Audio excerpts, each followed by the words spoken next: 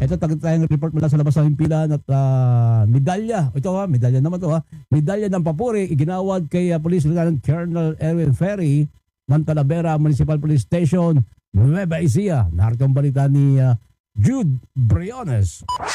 Target on air. Live report. Ginawaran ng medalya ng papuri si Police Lieutenant Colonel Erwin Ferry, hepe ng Talavera Municipal Police Station sa lalawigan ng Nueva Ecija bilang pagkilala sa matagumpay na operasyon na nagresulta sa pagkakaaresto ng 4 na individual na sangkot sa pagbibinta ng mga piking abono at pagkakakumpiska ng 260 sako ng mga piking abono kamakailan. Ang parangal ay personal na ginawad ni Police Brigadier General Jess Mendez, Regional Director ng Police Regional Office 3, bilang pagkilala sa dedikasyon, mahusay na pamumuno at kapuri-puring serbisyo ng Talavera Municipal Police Station sa kampanya laban sa agricultural fraud at economic sabotage.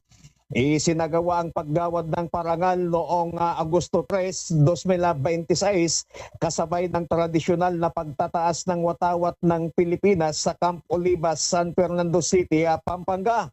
Nag-ugat ang pagkilala sa matagumpay na operasyon ng Talavera Municipal Police Station sa pakikipag-ugnayan sa Fertilizer and Pesticide Authority na nagbunsod sa pagkakaresto ng 4 na suspek at pagkakasamsam ng 260 sako ng mga piking abono na nagkakahalaga ng hubigit kumulang 258,000 na pesos.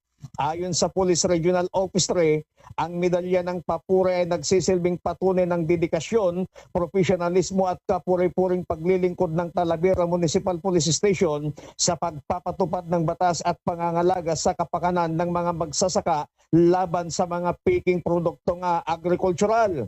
Pinuri rin ni Police Brigadier General Mendez ang ipinakitang kahusayan at mabilis na aksyon ng mga operatiba ng Talavera Municipal Police Station na naging susi sa matagumpay na operasyon. Aniya, ang kanilang tagumpay ay nagpapakita ng matatag na pagpapatupad ng batas at ng patuloy na kampanya ng Police Regional Office 3 laban sa mga krimeng pang-ekonomiya.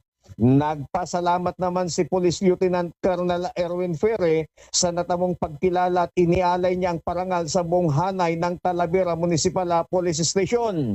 Aniya, ang medalya ay bunga ng sama-samang dedikasyon at walang sawang paglilingkod ng bawat pulis sa kanilang misyon na mapanatili ang kahusayan, ang kaayusan at maprotektahan ang interes ng publiko, lalo ng sektor ng agrikultura.